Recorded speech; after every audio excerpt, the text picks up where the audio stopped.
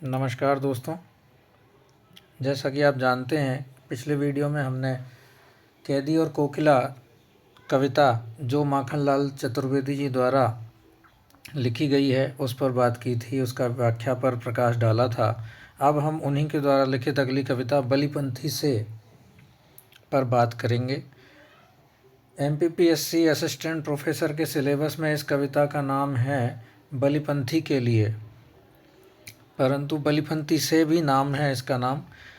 इसको एक प्रकार से बलिदान देने वाले राही को संबोधन कह सकते हैं।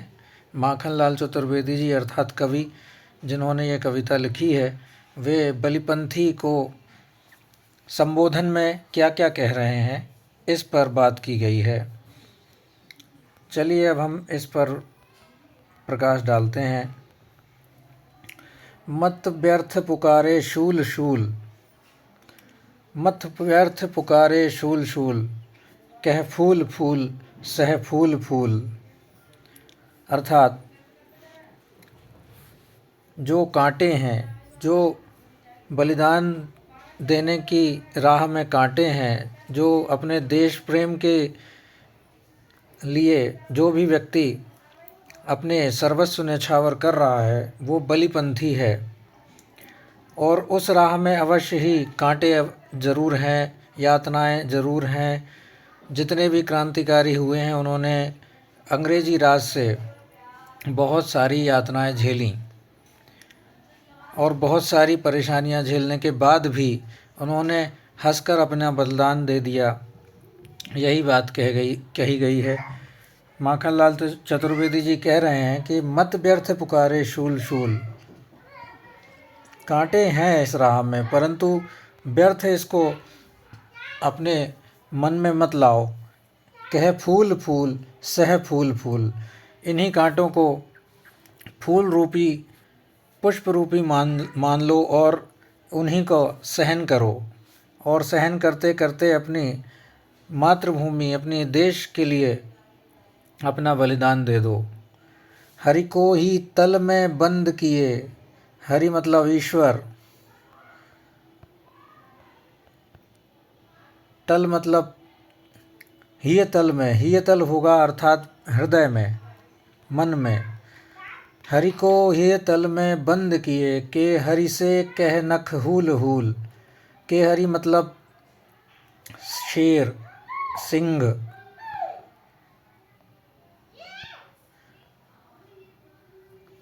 के हरि से कह नख हूल हूल, नख मतलब नाखून और हूल मतलब गड़ाने की क्रिया।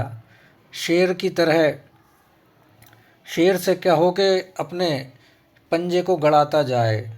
कागों का सुन कर्तव्य राग, यहाँ पर कागों का जो कर्कश स्वर है, जो उनका कर्तव्य राग है, उन पर ध्यान दिया जाना चाहिए, ना कि कोयल जैसी सुमधुर वाणी को याद करना चाहिए। मतलब भूलना पड़ेगा आपको। इतनी ये कठोर निर्णय जब अपने जीवन में लेने हों तो थोड़ी सी इस कर्तव्यों को अब जब याद करना हो तो कर्कशता अपने मन में लेके आनी पड़ेगी, कठोरता अपने मन में लेके आनी पड़ेगी। इसी बात को माखनलाल चतुर्वेदी जी दोहरा रहे हैं। सुरपुर ठुकरा अर्थात जो स्वर्ग है, देवताओं का घर है, उसको ठुकरा दो। सुरपुर ठुकरा आराध्य कहे, तो चल रौरव के कूल कूल। रौरव मतलब नरक होता है, कूल मतलब किनारा।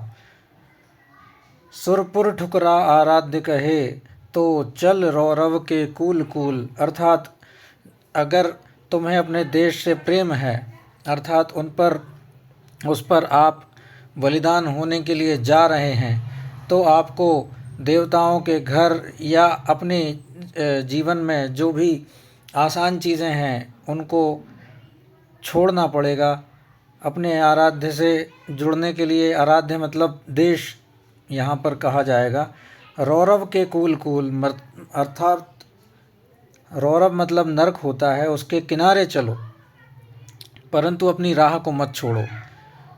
भले ये कांटों भरी हो, भले ये सामने आपके कितने ही परेशानियां हों, लेकिन आपको इसी राह पर चलना है।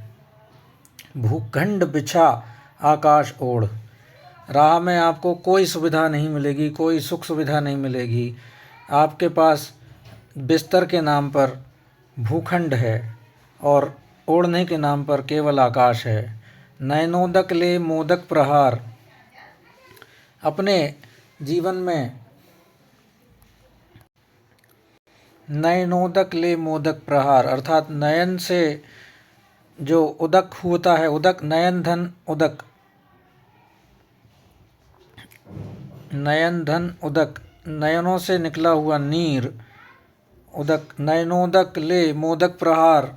और मोदक जो यहाँ पर मिठाई भी हो सकती है, और मोदक का अर्थ हंसी मजाक प्रसंग करने वाला व्यक्ति भी हो सकता है। यहाँ पर नयनोदक ले मोदक प्रहार, जो हंसी जो ठिठोली है उसको प्रहार करो, उसके द्वारा प्रहार करो। और उन्होंने यहाँ कहा है कि भूखंड बिछा आकाश ओढ़, नयनोदक ले मोदक प्रहार, अर्थात आपके पास बिछोने के नाम पर भूखंड है, आकाश जो है आपका ओढ़नी हो गई है, और आपके जो आँखों का जल है, जो नयनों का जल है, वो उसको, और आपकी जो हंसी मजाक है वो ही प्रहार है इस राह पर। ब्रह्मांड हथेली पर उछाल।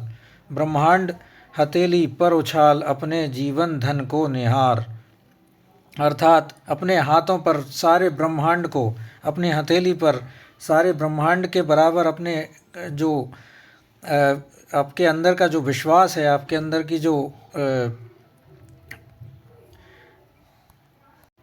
मजबूती है आपके जो अंदर की, उसके दम पर आप ब्रह्मांड को पलटने का प्रयास कर सकते हैं और उसमें सफलता भी प्राप्त कर सकते हैं। और अपने जो जीवन है आपका, जो बलिपंथी है, बलिपंथी का जो जीवन है वो यही जीवन धन है। उसको निहारो, उसका सम्मान करो, और इसको अपने देश के, अपने भारत के, अपनी जो राष्ट्र भूमि है, जो मातृभूमि है, उसके ऊपर सर्वस्व इसका न्यौछावर कर दो। यही आपका कर्तव्य है और यही आपकी मुख्य उद्देश्य होना चाहिए।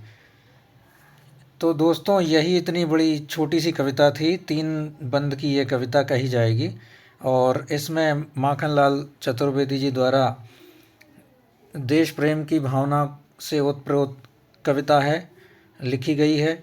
और इसे आप पढ़ें और इसको जैसा भी आपको लगे वो बताएं। बहुत बहुत धन्यवाद।